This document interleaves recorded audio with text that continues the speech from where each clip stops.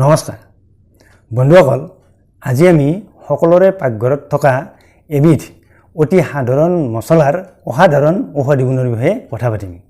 আৰু এই সাধাৰণ মছলাবিধৰ নাম হৈছে মেথিগুটি। মেথিগুটি আমাৰ বেছিভাগ মানুহৰে পাকঘৰত থাকেই। গতিকে মেথিগুটি আমি সকলোৱে চিনি পাওঁ। আৰু মেথিগুটিৰ যে কিছুমান ঔষধি গুণ আছে, বিশেষকৈ মেথিগুটিয়ে যে ডায়েবেটিছ ৰোগ ভাল কৰিব পাৰে, এই কথাও আমি বেছিভাগ মানুহে জানো বা শুনিছোঁ। অৱশ্যে এই মেথিগুটিৰ ঔষধি গুণবোৰৰ কথা মুখে মুখে প্ৰচলিত বুলিয়েই নহয়, এই কথাটো আচলতে মেথিগুটিৰ যে বহুতো ঔষধি গুণ আছে বা ডায়েবেটিছ ৰোগ যে ভাল কৰিব পাৰে, এই কথাটো আধুনিক ৰিচাৰ্চৰ পৰা জানিব পৰা গৈছে। গতিকে আজি আমি মেথিগুটি নিয়মিতভাৱে আৰু এক নিৰ্দিষ্ট মাত্ৰাত সেৱন কৰিলে কি কি ৰোগ ভাল কৰিব পাৰি বা কি কি ৰোগ দূৰত ৰাখিব পাৰি, সেই বিষয়ে আজি কথা পাতিম। গতিকে বন্ধুসকল, ভিডিঅ'টি চাই যদি আপোনালোকে উপকৃত হয় বুলি ভাবে, তেনেহ'লে ভিডিঅ'টিত লাইক এটা কৰিব, লগতে ভিডিঅ'টি শ্বেয়াৰ কৰিব বুলিও আপোনালোকক অনুৰোধ জনালোঁ, যাতে আজিৰ ভিডিঅ'টি অসমৰ বেছিভাগ মানুহৰ ওচৰলৈ যায় আৰু মেথিগুটিৰ এই ঔষধি গুণবোৰৰ কথা জানিবলৈ পায়। আচলতে মেথিগুটিত কেইবাবিধো ভিটামিন আৰু মিনাৰেলছ ভৰপূৰ মাত্ৰাত পোৱা যায়। আৰু এই ভিটামিনবোৰ হৈছে vitamin K, vitamin A, vitamin B, niacin, riboflavin, vitamin B12, B6 আদি। আৰু লগতে মেথিগুটিত থকা মিনাৰেলছবোৰ হৈছে magnesium, potassium, calcium, manganese, magnesium আদি। গতিকে এই ভিটামিন আৰু মিনাৰেলছবোৰে আচলতে মানুহৰ শৰীৰত মানুহৰ যি মেটাবলিজম প্ৰক্ৰিয়া চলি থাকে, সেই মেটাবলিজম প্ৰক্ৰিয়াটো স্বাভাৱিক কৰি ৰখাত সহায় কৰে। গতিকে মানুহৰ শৰীৰত যেতিয়া মেটাবলিজম প্ৰক্ৰিয়াটো স্বাভাৱিক হৈ থাকে, তেতিয়া স্বাভাৱিকতে যিবোৰ ৰোগ মেটাবলিজমৰ বাবে হয়, সেই ৰোগবোৰ নিশ্চয় ভাল হৈ যায় বা সেই ৰোগবোৰ মানুহৰ কেতিয়াও নহয়, যদিহে মেথিগুটি নিয়মিতভাৱে সেৱন কৰা হয়। গতিকে বন্ধুসকল, এই মেথিগুটি নিয়মিতভাৱে আৰু এক নিৰ্দিষ্ট মাত্ৰাত সেৱন কৰিলে কি কি ৰোগ আমি ভাল কৰিব পাৰোঁ বা কি কি ৰোগ দূৰত ৰাখিব পাৰোঁ, সেই বিষয়ে আজি এবিধকৈ কথা পাতোঁ আহক। মেথিগুটি সেৱন কৰাৰ নিয়মটো হৈছে আচলতে ৰাতি শুবৰ সময়ত 1 চামুচ মেথিগুটি এগিলাচ পৰিষ্কাৰ পানীত তিয়াই থ'ব লাগে। আৰু ৰাতিপুৱা শুই উঠিয়ে মুখ ধোৱাৰ আগতে অৰ্থাৎ বাহি মুখতে সেই তিয়াই থোৱা পানীগিলাচ সেৱন কৰিব লাগে আৰু তাৰ লগতে মেথিগুটিকেইটাও চোবাই চোবাই খাব লাগে।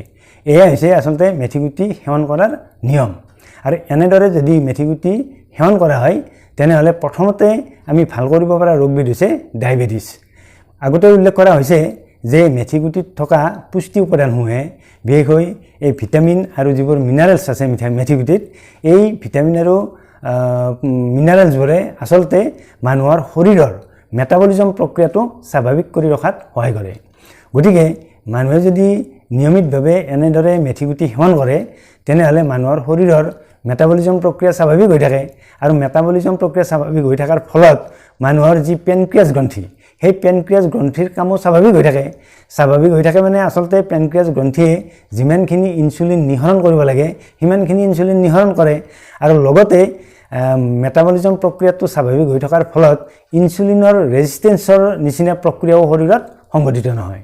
গতিকে মানুহৰ তেজত যি চুগাৰৰ সৃষ্টি হয়, সেই চুগাৰ সদায় নিয়ন্ত্ৰণত থাকে। আৰু চুগাৰ নিয়ন্ত্ৰণত থকা মানে ডায়েবেটিছ ৰোগটো সদায় নিয়ন্ত্ৰণত থাকে। গতিকে যিসকল লোকে ডায়েবেটিছৰ নিচিনা ৰোগত আক্ৰান্ত হৈ আছে, তেওঁলোকে যদি নিয়মিতভাৱে এনেধৰণে মেথিগুটি সেৱন কৰে, তেনেহ'লে ডায়েবেটিছ ৰোগ অতি সোনকালে আৰাম পাই যায় বা ডায়েবেটিছ ৰোগ অতি সোনকালে ভাল হৈ যায়। মেথিগুটি ভিজোৱা পানী যদি নিয়মিতভাৱে সেৱন কৰা হয়, তেনেহ'লে 2 নম্বৰতে ভাল কৰিব পৰা ৰোগবিধ হৈছে কলেষ্টৰেলৰ সমস্যা। মানুহৰ শৰীৰত যি কলেষ্টৰেল থাকে, সেই কলেষ্টৰেল যদি স্বাভাৱিক হৈ থাকে, তেনেহ'লে মানুহৰ হাৰ্টৰ অসুখ বা উচ্চ ৰক্তচাপৰ নিচিনা ৰোগ কেতিয়াও নহয়। আচলতে মেথিগুটিত থকা এই ভিটামিন আৰু মিনাৰেলছবোৰে মানুহৰ শৰীৰত অতিৰিক্তভাৱে কলেষ্টৰেল জমা হ'বলৈ নিদিয়ে। আৰু বিশেষকৈ যি LDL অৰ্থাৎ বেয়া কলেষ্টৰেল, ক্ষতিকাৰক কলেষ্টৰেলবিধ অতিৰিক্তভাৱে জমা হ'বলৈ নিদিয়ে, যাৰ বাবে মানুহৰ শৰীৰৰ ৰক্তবাহী নলিকাবোৰ সদায় পৰিষ্কাৰ হৈ থাকে। আৰু ৰক্তবাহী নলিকাবোৰ পৰিষ্কাৰ হৈ থকাৰ ফলত মানুহৰ হাৰ্টৰ স্বাস্থ্য ভালে থাকে। আৰু হাৰ্টৰ স্বাস্থ্য ভালে থকাৰ লগতে মানুহৰ উচ্চ ৰক্তচাপজনিত ৰোগবোৰো আচলতে প্ৰতিৰোধ হৈ থাকে। কিয়নো যিহেতু মানুহৰ শৰীৰত ৰক্ত চলাচল প্ৰক্ৰিয়া ভাল হৈ থাকে বা স্বাভাৱিক হৈ থাকে, যিহেতু কোলেষ্ট্ৰল নাই বা বেয়া কোলেষ্ট্ৰলৰ প্ৰভাৱ নপৰে। গতিকে মানুহৰ উচ্চ ৰক্তচাপৰ নিচিনা সমস্যাও সদায় প্ৰতিৰোধ হৈ থাকে এই মেথি ভিজোৱা পানী নিয়মিতভাৱে সেৱন কৰিলে। মেথিগুটি নিয়মিতভাৱে সেৱন কৰিলে আৰোগ্য হোৱা ৩ নম্বৰ অসুবিধ হৈছে কোষ্ঠকাঠিন্য। যিসকল লোকে কোষ্ঠকাঠিন্যৰ নিচিনা সমস্যাত ভুগি আছে তেওঁলোকে যদি নিয়মিতভাৱে মেথিগুটি বা মেথিগুটি ভিজোৱা পানী সেৱন কৰে তেনেহ'লে তেওঁলোকৰ এই কোষ্ঠকাঠিন্যৰ সমস্যা অতি সোনকালে ভাল হৈ যায়। আচলতে মেথিগুটিত যথেষ্ট পৰিমাণে ফাইবাৰ থাকে আৰু এই ফাইবাৰে আচলতে কোষ্ঠকাঠিন্য হ'বলৈ নিদিয়ে। গতিকে যিসকল লোকে কোষ্ঠকাঠিন্যৰ নিচিনা সমস্যাত ভুগি আছে আৰু আচলতে কোষ্ঠকাঠিন্যৰ বাবে মানুহৰ পেটৰ অন্যান্য বহুতো সমস্যাৰ সৃষ্টি হয়। গতিকে যিসকল লোকৰ এনেধৰণৰ কোষ্ঠকাঠিন্য সমস্যাৰ বাবে আৰু অন্যান্য ৰোগত ভুগি থাকিব লগা হৈছে তেওঁলোকে যদি নিয়মিতভাৱে কিছুদিনৰ বাবে আচলতে মেথিগুটি 6 মাহ পৰ্যন্ত নিয়মিতভাৱে সেৱন কৰিব পাৰি আৰু এনেদৰে যদি নিয়মিতভাৱে মেথিগুটি বা মেথিগুটি ভিজাই থোৱা পানী সেৱন কৰে তেনেহ'লে তেওঁলোকৰ কোষ্ঠকাঠিন্যৰ সমস্যা অতি সোনকালে ভাল হৈ যায় আৰু কোষ্ঠকাঠিন্যৰ লগতে যিবোৰ অন্যান্য সমস্যাত ভুগি থাকে সেই ৰোগবোৰো লাহে লাহে ভাল হৈ যায়। মেথিগুটিৰ আৰু এক অতি গুৰুত্বপূৰ্ণ ঔষধি গুণ হৈছে মেথিগুটি নিয়মিতভাৱে সেৱন কৰিলে মানুহৰ হাওঁফাওঁৰ যিকোনো ধৰণৰ সংক্ৰমণ প্ৰতিৰোধ হৈ থাকে বা সংক্ৰমণত যদি ভোগাও হয় তেনেহ'লে অতি সোনকালে এই সংক্ৰমণৰ পৰা আৰোগ্য লাভ কৰিব পাৰি। সাধাৰণতে মানুহে যিবোৰ শ্বাসকষ্টজনিত ৰোগত ভোগে সেই বেছিভাগ ৰোগেই আচলতে হাওঁফাওঁৰ কিছুমান সংক্ৰমণৰ কাৰণে হয় আৰু মেথিগুটিত আচলতে যিকোনো ভাইৰাছৰ সংক্ৰমণ বন্ধ কৰিব পৰা বা আৰোগ্য কৰিব পৰা গুণ আছে। গতিকে যিসকল লোকে এই মেথিগুটি নিয়মিতভাৱে সেৱন কৰে তেওঁলোকে সদায় হাওঁফাওঁ পৰিষ্কাৰ কৰি ৰাখিব পাৰে আৰু যিসকল লোকে এই শ্বাসকষ্টজনিত ৰোগত ভুগি আছে হাওঁফাওঁৰ সংক্ৰমণৰ বাবে তেওঁলোকে এই ৰোগৰ পৰা অতি সোনকালে আৰোগ্য লাভ কৰিব পাৰে। মেথিগুটিৰ আন এক অতি গুৰুত্বপূৰ্ণ ঔষধি গুণ হৈছে মেথিগুটি নিয়মিতভাৱে সেৱন কৰিলে মানুহৰ ওজন নিয়ন্ত্ৰণ হয়। অৰ্থাৎ যিসকল লোকে অভাৰৱেইটৰ নিচিনা সমস্যাত ভুগি আছে তেওঁলোকে যদি নিয়মিতভাৱে এই মেথিগুটি আৰু মেথিগুটি ভিজোৱা পানী সেৱন কৰে তেনেহ'লে তেওঁলোকৰ অতি সোনকালে ওজন নিয়ন্ত্ৰণলৈ আহে। অৱশ্যে মেথিগুটিৰ ভিজাই থোৱা পানীৰ লগত ৰাতিপুৱা সেৱন কৰোঁতে নেমুৰ ৰস অলপ আৰু লগতে এচামুচ মৌ জোল মিহলাই সেৱন কৰিব লাগে। তেতিয়া অতি সোনকালে মানুহৰ ওজন নিয়ন্ত্ৰণলৈ আহে অৰ্থাৎ ওজন কমিবলৈ আৰম্ভ কৰে। আজিকালি মানুহৰ এই অভাৰৱেইটৰ নিচিনা সমস্যাই মানুহক আচলতে বহুত সমস্যাত পেলাইছে আৰু এনেদৰে মানুহৰ অভাৰৱেইটৰ নিচিনা সমস্যাই মানুহৰ শৰীৰৰ ৰোগ প্ৰতিৰোধ ক্ষমতা দুৰ্বল কৰি তোলে আৰু ৰোগ প্ৰতিৰোধ ক্ষমতা দুৰ্বল কৰি তোলাৰ লগে লগে মানুহে অন্যান্য বহুতো স্বাস্থ্য সমস্যাত ভুগিব লগা হয়। গতিকে যিসকল লোকে এনে অভাৰৱেইটৰ নিচিনা সমস্যাত ভুগি আছে তেওঁলোকে নিয়মিতভাৱে এই মেথি ভিজোৱা পানীৰ লগতে নেমুৰ পানী মিহলাই লগতে মৌ জোল মিহলাই সেই পানী সেৱন কৰিলে তেওঁলোকৰ ওজন অতি সোনকালে নিয়ন্ত্ৰণলৈ আহে। মেথিগুটি নিয়মিতভাৱে সেৱন কৰিলে মানুহৰ ৰোগ প্ৰতিৰোধ ক্ষমতা অতি শক্তিশালী হৈ থাকে আৰু মানুহৰ আচলতে ৰোগ প্ৰতিৰোধ ক্ষমতা দুৰ্বল হৈ পৰাৰ ফলতেই মানুহে বিভিন্ন ধৰণৰ ৰোগত আক্ৰান্ত হ'বলগীয়া হয়।